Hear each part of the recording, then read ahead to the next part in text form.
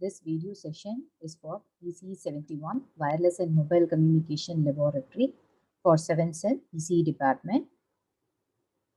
This is your list of experiments, and this video lecture is particularly to give you an introduction about the Dual SIM Mobile Phone Trainer Kit Scientech Book 2132. Using this trainer kit, we will be executing the experiments 9, 10 and 11.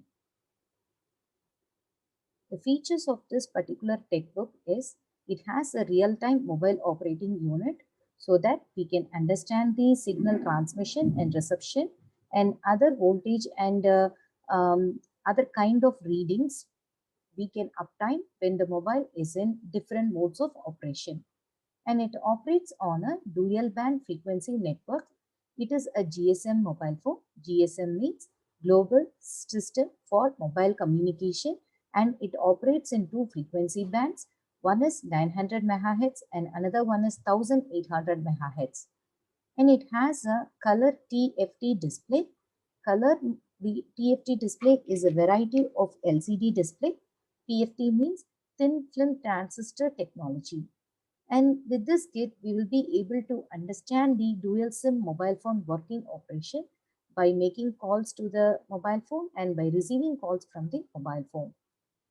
And this trainer kit is segregated into some units, like it has a dedicated power management unit. It has a microprocessor unit, that is your central processing unit. It have a trans receiver unit, and it has a user interface unit.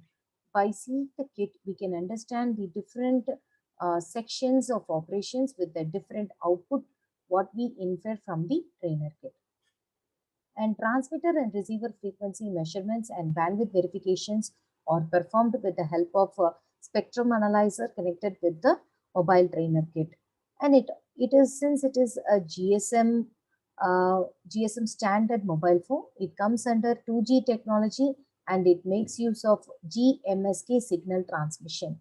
MSK means minimum shift keying. It is a variety of frequency shift keying technique, and the Gaussian minimum shift keying technique is used in the real-time application. So we are going to explain about this with the help of this kit.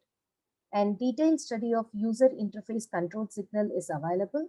Detailed study of dual SIM operation is also available with this trainer kit.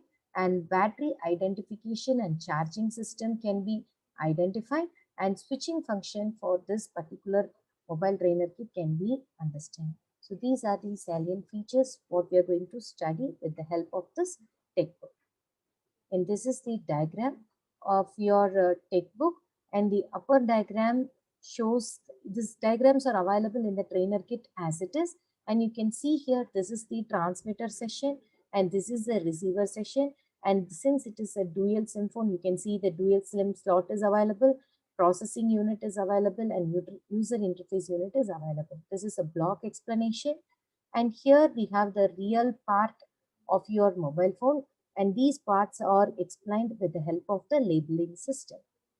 And here, what is explained is your user interface unit. We know the user interface means input and output to the mobile phone.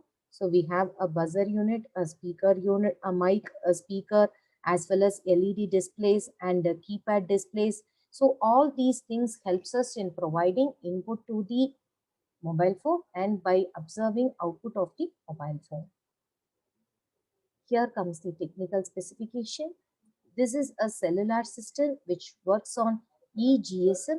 GSM means, as I said earlier, it is Global System for Mobile Communication, and eGSM means Extended Global System for Mobile Communication. There are three varieties of GSM standard: primary GSM, PGSM.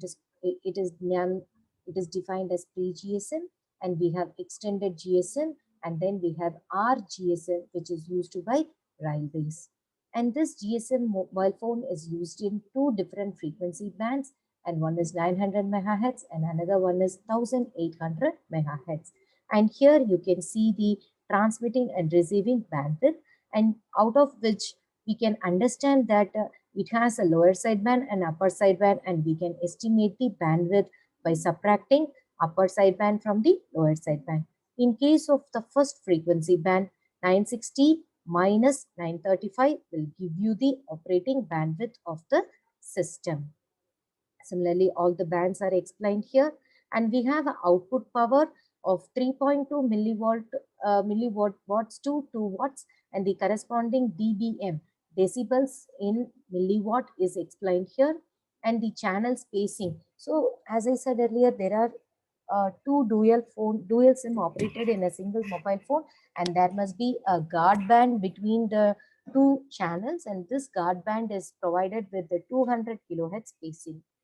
And the display is used by an LCD display which is having 256 colors, 256,000 colors, and it is pixel resolution is 128 cross 168, and it is a 2-inch display. The size of this display is 2-inch, and you can see that it is making use of a thin film transistor LCD display unit for the display of messages and other notifications. And SIM support, we can see, we have already explained, it is a smart dual SIM mobile phone. So we have a SIM supporting for both the mobile unit, and it is powered by a battery unit which is a lithium ion battery of specification 1000 milliamps per hour. And the central processing unit is having a clock frequency of 208 megahertz. So when you convert this into time, we know the relation frequency is related to 1 by time period. So the time period can be obtained from this clock frequency, and that particular time is the time taken by processor to execute and complete each and every operation. And for sound, providing sound and communication, we make use of smart speakers and earphones with 3.5 mm jack, and we have a special microphone for picking up our voice signal. And onboard section, we have a keypad session to feed our input, dual SIM slot session, charging unit, user interface unit is comprised of buzzer, vibrator, microphone, and speakers. This mobile phone can be operated in hand-free mode also. Hand-free mode means we can activate our loudspeaker mode, and so that we can be able to access the mobile phone without touching the mobile phone. And we have a display LED. So the display LED means whenever we press a keypad, we can see that it will be glowing, that which means that it shows the indication that the key is pressed. So those kind of display LEDs are available. The test point is the main part of the trainer kit. It has 58 test points, which means it allows us to measure the data in 58 different points.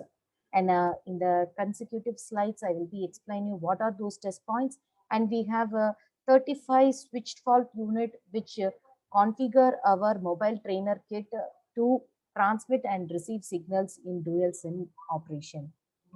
And then we have a screensaver mode features that can be set using the mobile phone, as we can set screensavers, we can set ringtones, and we can have logos, and we can send SMS, and we can receive SMS as we do in our normal mobile phone. And then we have a power unit, and the total power consumption by our mobile trainer kit is 3.6 volt amp approximately, and the direct supply we use is 230 volt AC 50 hertz, and the fuse, we all know fuse is a protection unit, and it is given as 1 amp protection. Fuse is used to protect from over voltage and over current flow to the mobile trainer kit, and the weight and dimension are given here with the dimension as well as height of the trainer kit is provided here. And the trainer kit weighs some 2.5 kg, and it operates at room temperature, so that we have specified this 40 degrees Celsius. And then now we are going to briefly explain what is GSM frequency spectrum. And here you can see, as I said earlier, there are 3 different frequency spectrums at 900, and we have 1800 GSM spectrum and 1900 GSM spectrum, out of which in our kit we are using eGSM of 900 and GSM of 1800. And here we have shown the frequency response of GMSK. GMSK means Gaussian minimum shift keying. When I say minimum shift keying, the process involved in it, the frequency of the transmitting data is converted into two frequencies, that is odd component and even component. And odd component is assigned, the data is assigned of odd component is assigned with different frequency, and even component is assigned with different frequency. And when we combine these even frequency and odd frequency component, we get MSK. This MSK is represented in blue color. The pink color and green color shows me the Gaussian minimum shift keying with the weighted time duration of 0.3 and 0.5. You can see that the time duration of 0.3 is dropping the spectral density uh, drastically rather than 0.5. So this is a frequency response, and you can see here the time response. As we see, 0.3 is dropping in amplitude when compared with 0.5. So we choose obviously 0.5 system. And this is the constellance diagram of GMSK modulation. You can see here this is the data to be transmitted and it is line coded, and we use an integrator to separate that n samples per signal, and then we have a Gaussian filter, and we have a differential phase encoder. For even I have another frequency, for odd I have another frequency, and it is more technically said that it is in phase component and quadrature phase components are considered. And finally, this is our 58 test points from which we can observe the signal. And this RF, I said no, this model is composed of different sessions. The first session is RF session, which is transceiver session. And the second session is your LCD, this is display session. And third session is your battery voltage. And fourth session is your keypad session. And fifth session is your dual SIM session, that is SIM1 and SIM2 interface. And sixth session is your user interface unit, and seventh is your microcontroller unit, and eighth is your power management unit. And here we have the numbers in the consecutive experiment descriptions. You can see that what are the test units are used for the particular experiment. For example, in our ninth experiment, we examine only the trans reception of your mobile phone. So we will be making use of your RF session only. And in your 10th experiment, we will be seeing about your user interface unit. So we will be measuring the signals, and we will be using our DSO and multimeter to read the value from user interface unit from 37 to 44. And then finally, in your 11th experiment, we will be seeing your modes of operation. For that, we will be using your LCD display, battery voltage, and keypad session along with signal interface unit. So this is how we are going to do our all experiments for 9, 10, and 11. And this is a small introduction about your mobile trainer kit. I hope you can understand this particular introduction